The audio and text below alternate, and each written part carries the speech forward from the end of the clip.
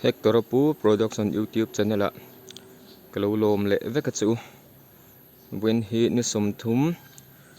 March sang hi le somni panga pathian ni ani a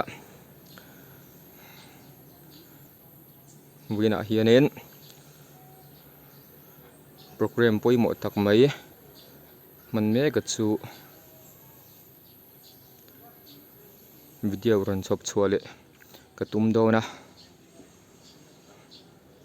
clear do mi pui kau ran mi tena lo clear sak le theu turin ka som cheu ni o tuna hianin BCM Longtanot Pastor Bial KNP in khom pui sang hila somni panga BCM bekin thingka muna nei me kan ni a speaker hi Bial to Pastor Reverend David Lalmal Somasai lo ni in resource person hi Dr. VL Chan Himiza Hau ani a in khom pui thu pui hi thiang hlim na ti ani a he Bial in khom pui hi zirtop ni zana tangkhan tran ni in tun tlengin pathian hroina le ompuina changin program hi tluang takin lahman chho me kan hi a wen hi pathian ni ani na angin ni poimo tak mai ani a wena po hian program poimo thaka hi man chho le turania zanina hian hen khom pui hi atriak don ani vo in hun man na hianin ko ran mi zong zong le abik takin Longtanot Pastor Bial KNP roi tu tele member te atam thei ang ber en khom pui hi palai na thoka ron sim turin kanin som vele ani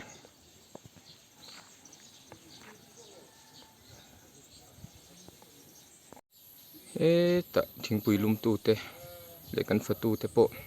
kan tiang chu an la boi em a boina in khom zong zong te in tur thei top chuan an bo sai sak me kani anin pek na mon duama aro pui em a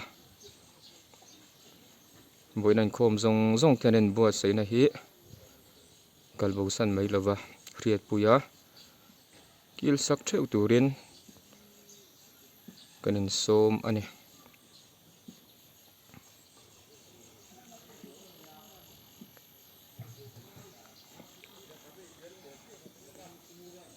hein khom pui kan man me ka hianin longtlai YouTuber lar berte zingami Benjamin Van Chong 07 channel nei tu te point tranzana tangkhan program te thei top in han cover sakada thata tan document poimo takani ti hre in an chunga po thinlung takin lom thu kan soya tin BCM Longtlai area media committee lam te po in min han cover sak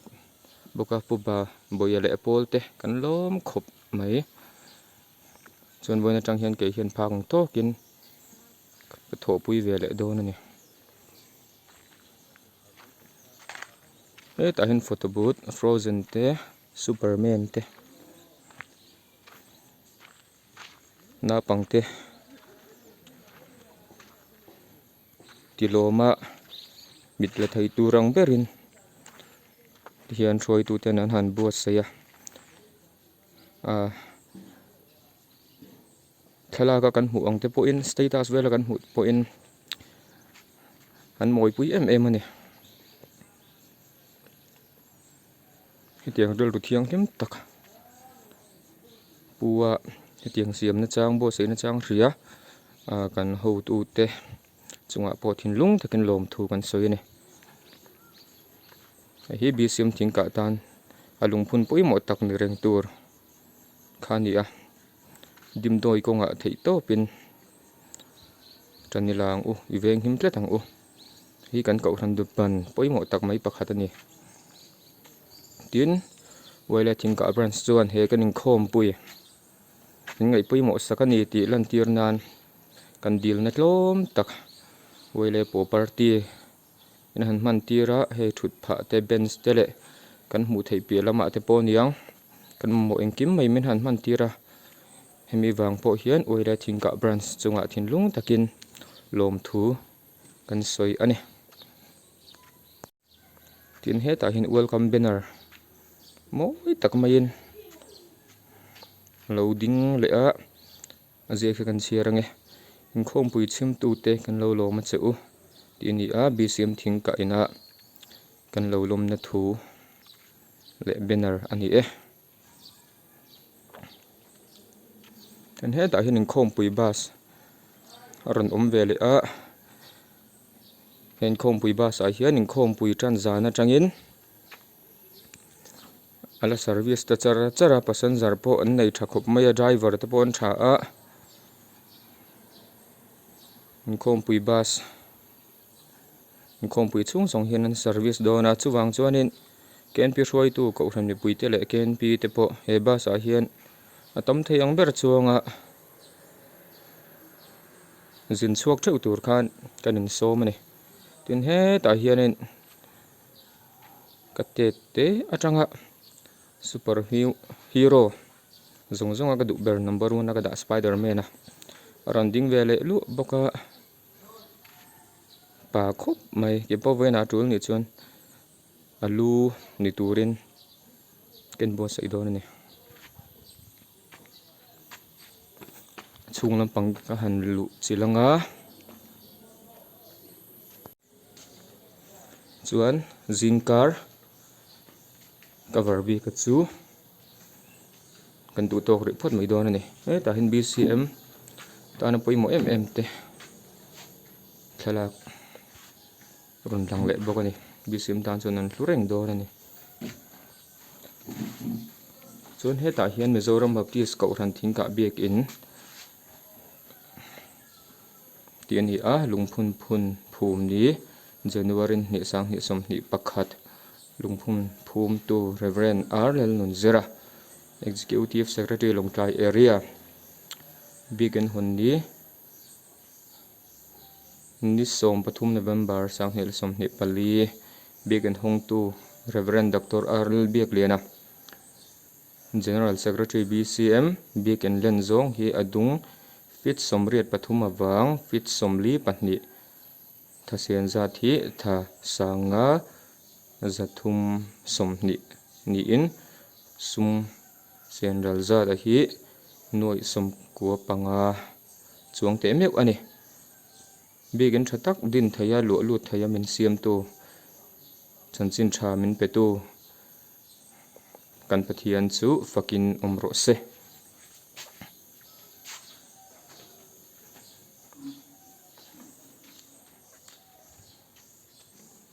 wina hin alai hmuna hian ko hran mi te kan pung khom le dona pathian fakhla ama choi moi tur le athunung te ngai thaturin lai hmun ni kan pan le dona voin huna hian kan pathian chu kan thin lunga ropui bersela engkim kan ti kan rong bolna ropui nan i hlanang u he lai benara hi ihan chhir vele ila chanchin tha mitin tan ti tang hian Baptist Church of Mizoram Longtlainot Pastor Bial Christina Pangpol in khompui thupui thiang hlimna Speaker Reverend David Dalmal Soma Sailo Bial to Pastor in khompui huna hi March ni som ni pariat atanga som thum sang ni la som ni panga ani a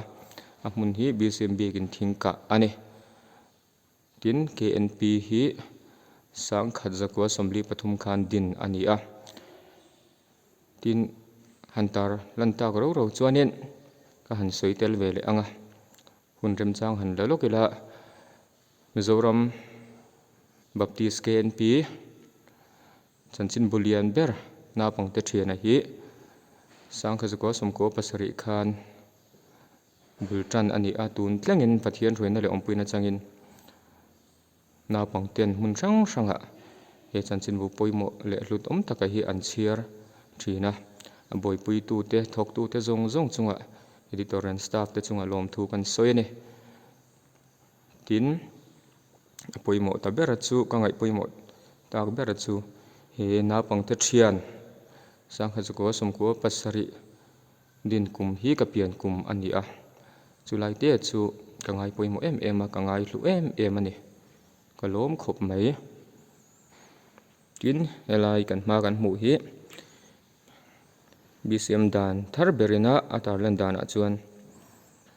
hetia pulpit ma a dokan oma hi soidan thang thang a om thina amai ro chu tuna chuan sacrament dokan ti in a hminga butua kha kha ko ran mi ten kan hreteu donia sacrament dokan ani chu ti hian kan han ho thla anga chote kan ayanga bikin lama in khom turin kanin buat seile ngal char don ani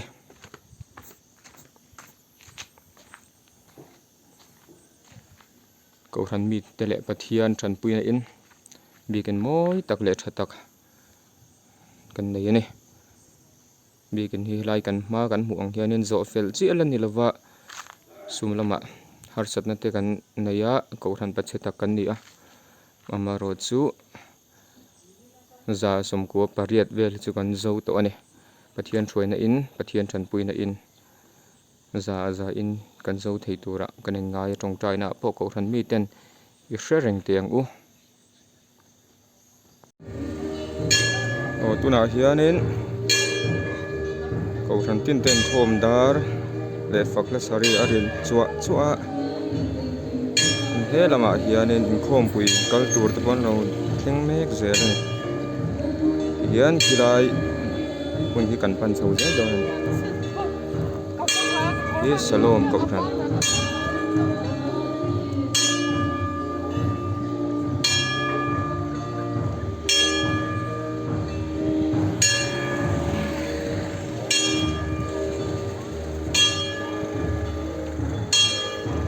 wena hian video munom tak ron sok chua kan tum don ani khom turin kan hawon so sang hlom ani hi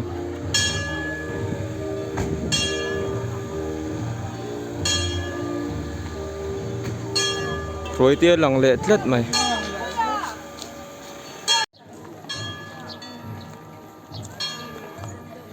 chak lama tangin i han khatiang ko ran sang in fa ten khom pui ron tel pui tur nu le pa te an za khop mai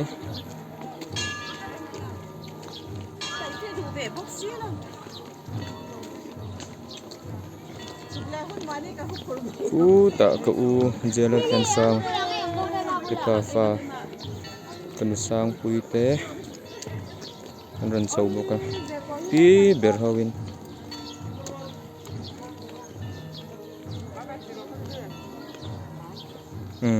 tapi lần khom thấy đó nó cắn lôm lé mấy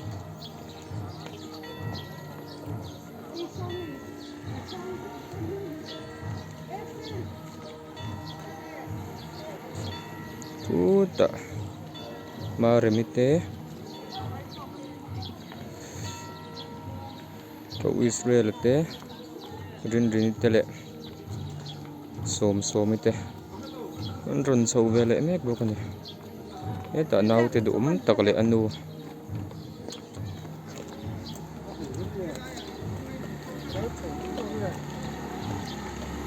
lòng bal sang à anu nền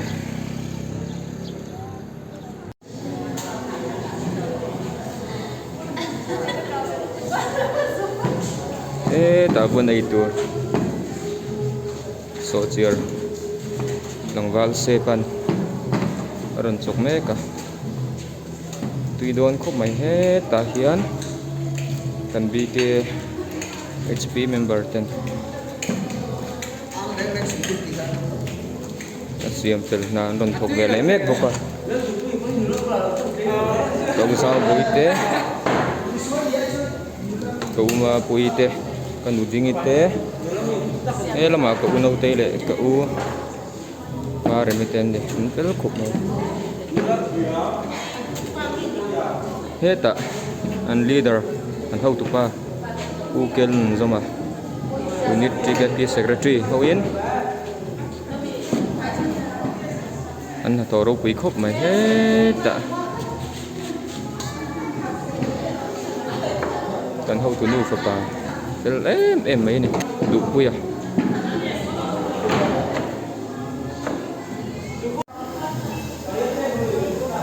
lama thing pui dik chilian khatin an lumani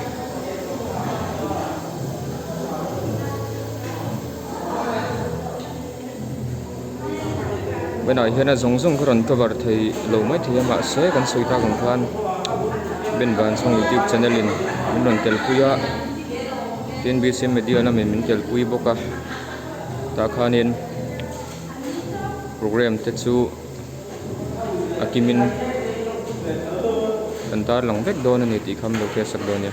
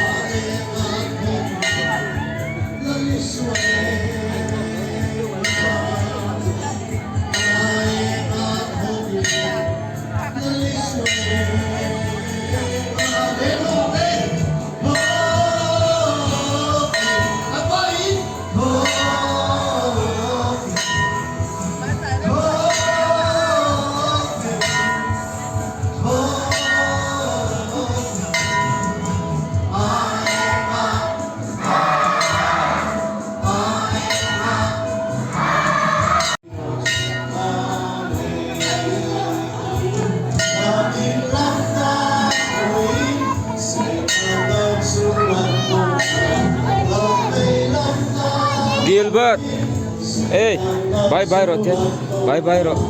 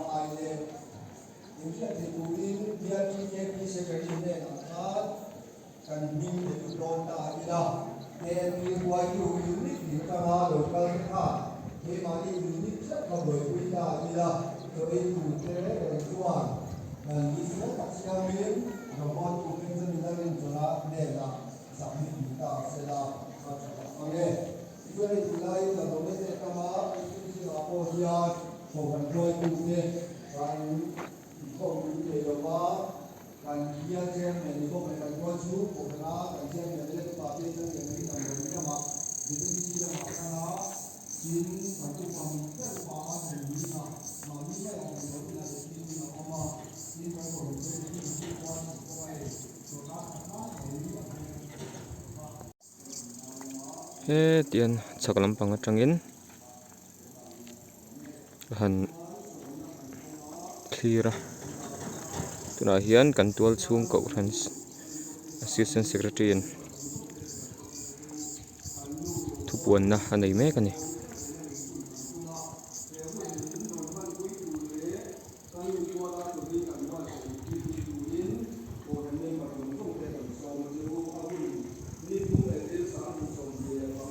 Wisem bikin tingkah hi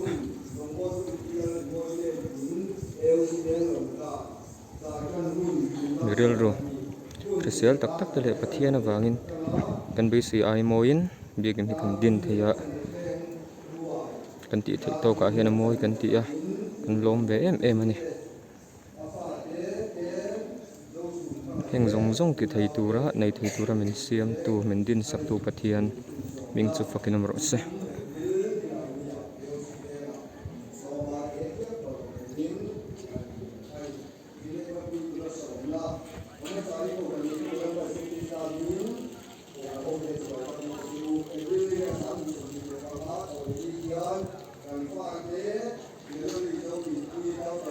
kan TKP president ku siam pui po tu khop mai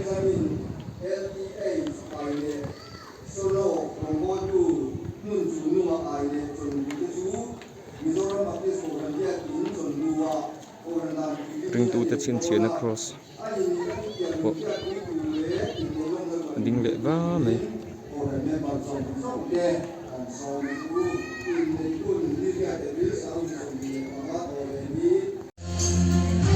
tuna hian BCM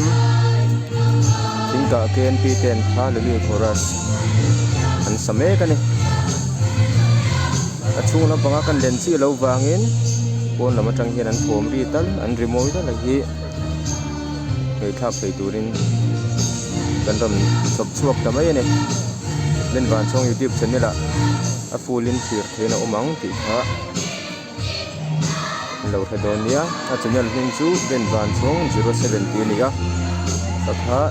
lo sar sanga in lo thirin in lo subscribe the donia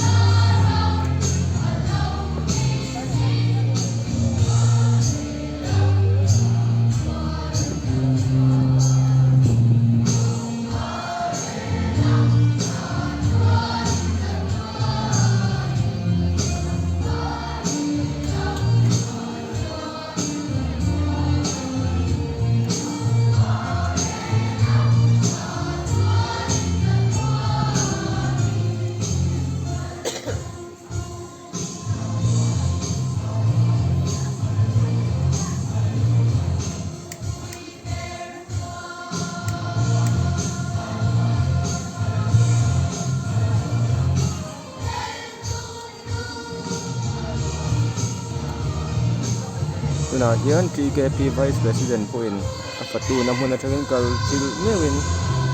a thlir ani BCM thingka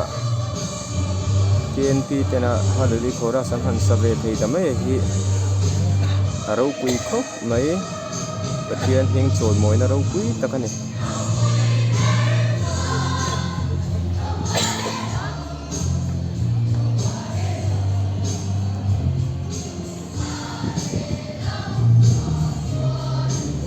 kaunun engi fakpa anikha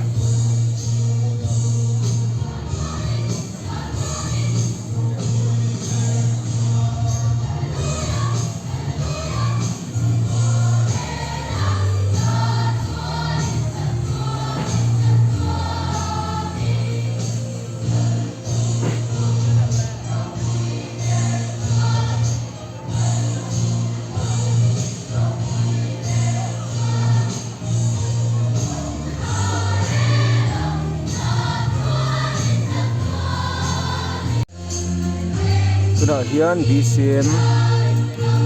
thingka KNP ten haluli chorus an same kani achungna banga kan len chi lo wangin pon lama tang hian an thom ri tal an remoi da la hi hei thap thei turin kan ram sop chuak tamai ne len wan chong YouTube channel a fullin thir theina omang ti kha lo Hedonia a channel hing chu ben van chong 070 ni ga sakha lo sar sanga in lo thirin in lo subscribe the Donia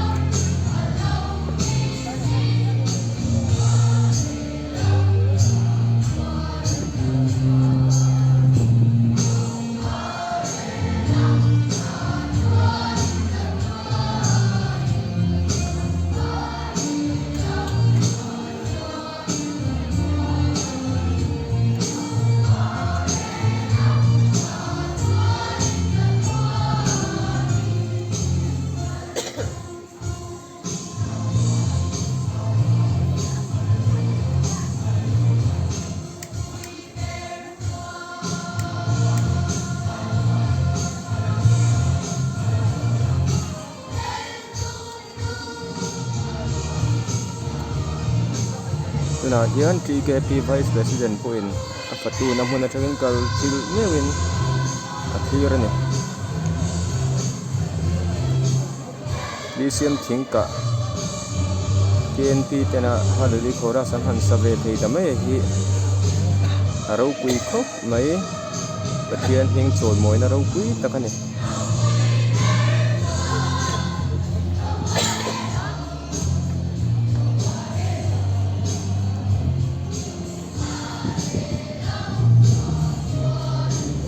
kaunun engi fakpa anikha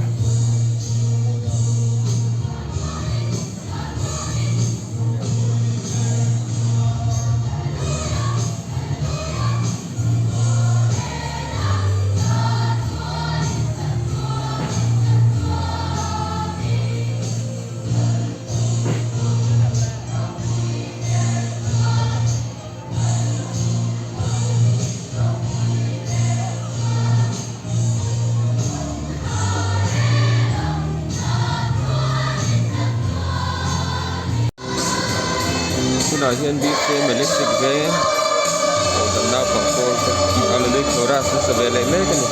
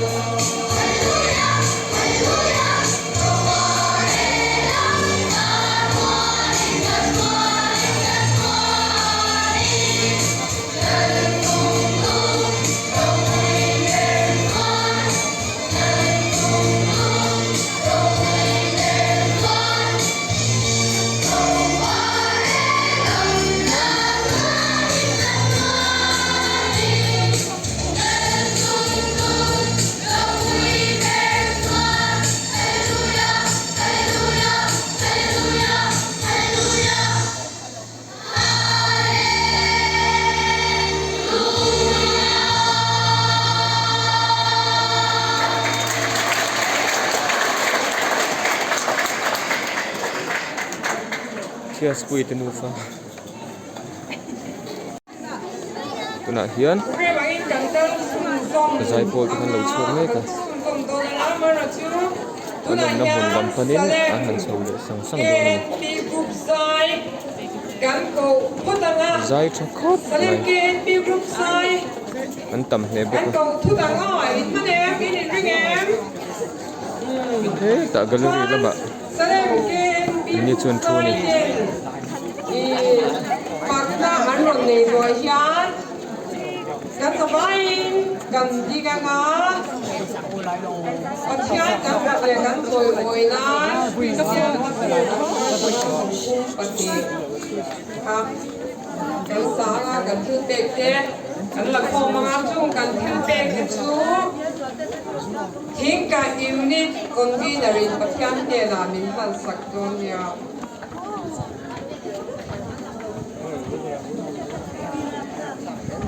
sar ro pui khop mai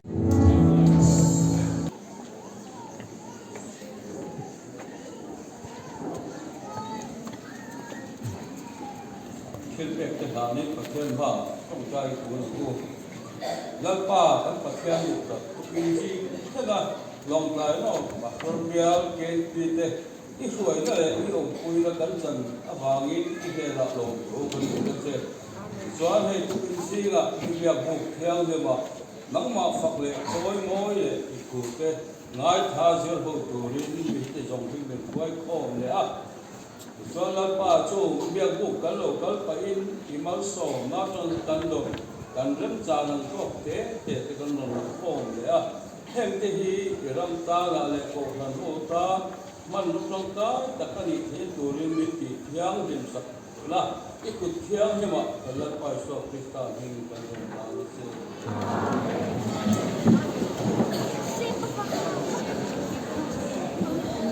sekalian dua.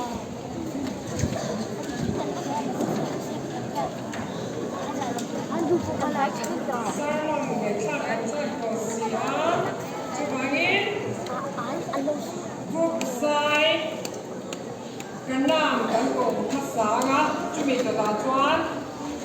Electric grade ka ron chuzom dom ya kana san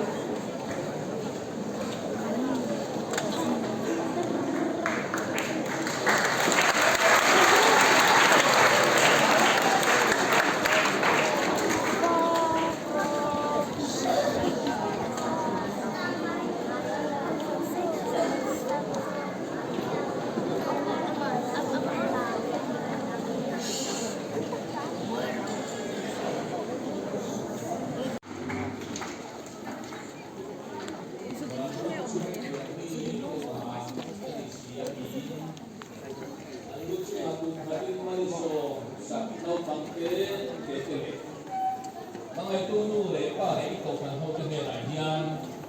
pa le pha rau thiang lim om pui mal so na dom tak chu tu na le chu anin nom je ro se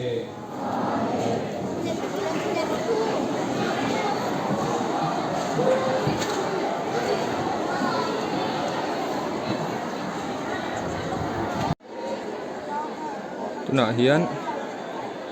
pathian biakin khom an bang ta a hnuai lama khuan refreshment so chiar le thingpui tui tak ei turin an chuk me ka ni hianin kan han la phei zelange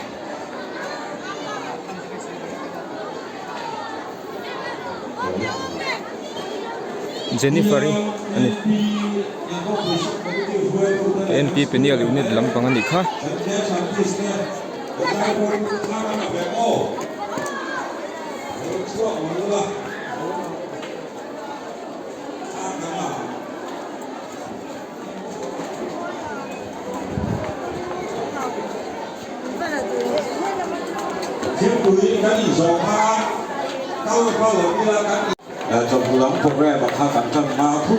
ta hian kan kau ran chairman upa ke dai khumale Christian Hospital Longklaya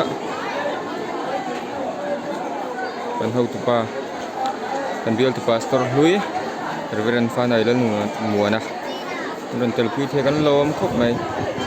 chap lai na ni ama hi pastor fel ta kan ni pastor cha ta kan ni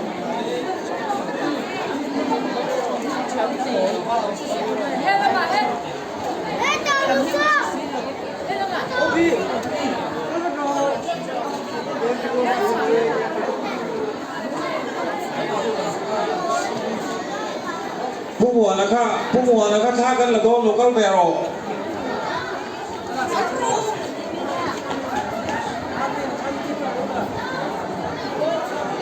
asar mula kelal chen pui po arong bol na a hian tharin kan thria chung ko le visim thing ka min ti lim khop mai min ti lom khop mai mi kal thang kan ko kan ni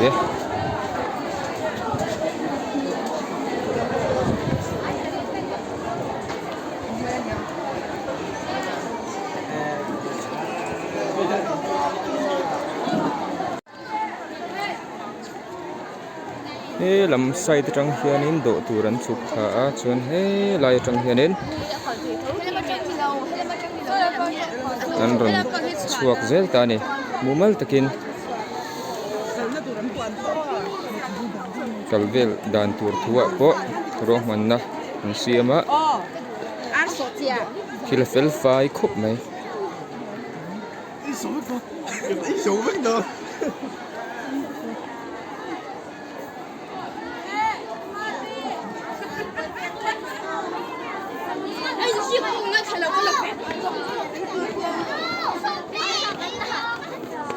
Jennifer yang so cheernya Arsa mo. Thank you.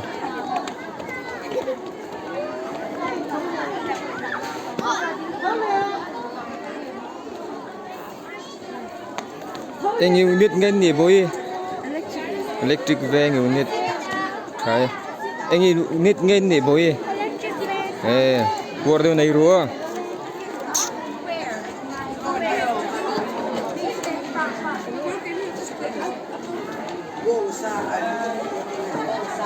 Eta kamu cakap ni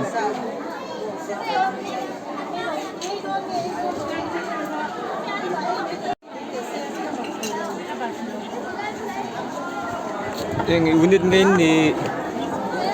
electric van dek ini daun mah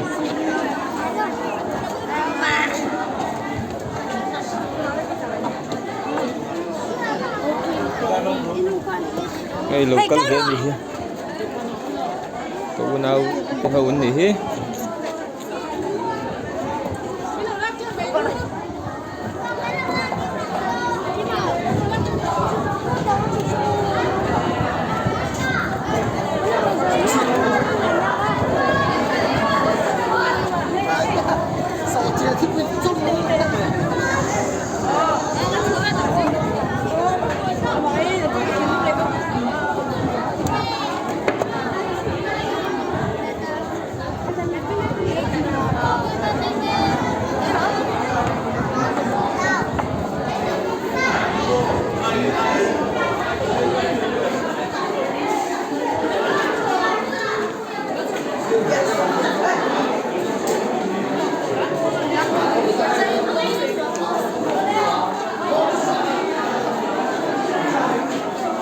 tiền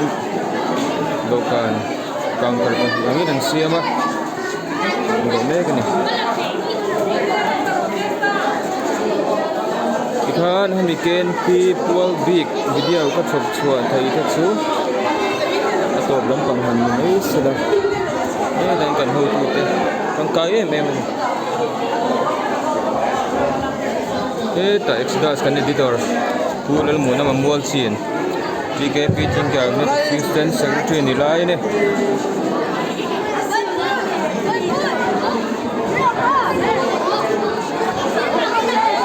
Tak kepuso mah. YouTube channel karena ya amin kalau hello. Hello subscribe betul kan ya. Dait long kaya. Kan hau tu pa ni.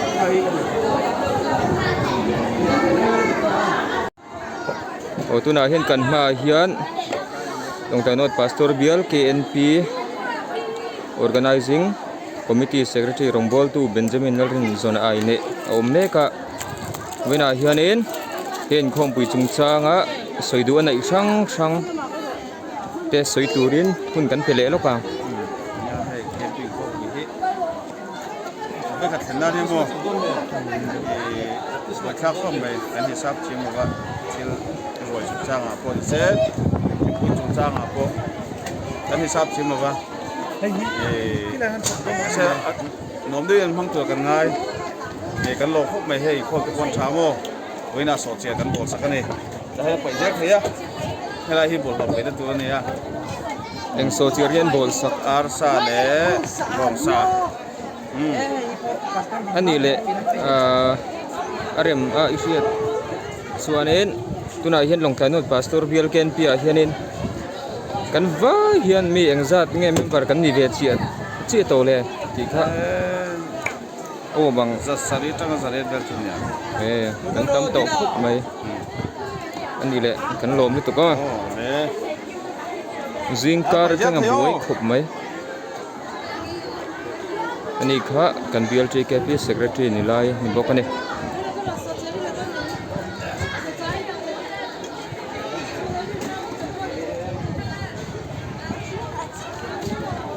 o top kharna na zinga karan soi mei pakhat a oma hen khom puya hian guest artist kan naya nula lalhimpui BCM Salem kau khan ami kha kan guest artist ani a anin fakla mangin ko kan pui tele Bial KNP in khom pui sim tu zong zong te min oi ani pathia na choi moi khop mai a chunga kan lo me để in khom pui thiang tim na hian na pangru thiang tim kan ni na hi ifia thar sel sel pui tim kan ni kan kuwa ru thiang tim tak zel turin long kanot Pastor Bial KNP member zong zong te tong trai na ne du sak na sang ber kan thana chu in zawa in kun man nuam vek ule